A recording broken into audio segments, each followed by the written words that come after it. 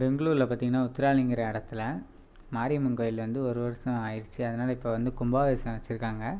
இந்த முளைப்பாரி மாதிரி இருக்குது பாருங்களேன், அதை வச்சுட்டு தூக்கவே கஷ்டம். அதை வச்சு எப்படி டான்ஸ் ஆடுறாருன்னு நல்லா இருந்துச்சு உண்மையிலேயே. கொட்டு வேறு பயங்கரமாக நல்லா அடித்தாங்க.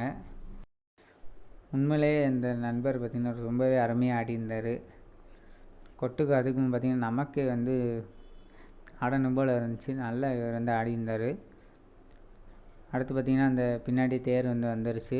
எல்லாருமே பார்த்திங்கன்னா அந்த தெருவில் உள்ளவங்களாம் எல்லாருமே வெளியே வந்து நல்லா சாமி கும்பிட்டுட்டு பிரசாதம் மாதிரி கொடுத்தாங்க. இந்த பூ மாதிரி ஏதோ கொடுத்தாங்க. சரி அதை வாங்கின்னு சொல்லிட்டு நானும் அப்படி கிட்டே போயிட்டேன். கிட்டே போனால் அந்த சின்ன பையன் வந்து கொடுத்துட்டு இருந்தான். வேகமாக கையை நீட்டிட்டேன், வாங்கிடுவான்னு சொல்லிட்டு அப்படி வாங்கிட்டேன். இன்னொரு சின்ன பையனுக்கு கொடுத்தான். சரி அதையும் வாங்கிட்டு நல்லா சாமி கும்பிட்டுட்டு நல்லா இருந்துச்சு உண்மையிலே.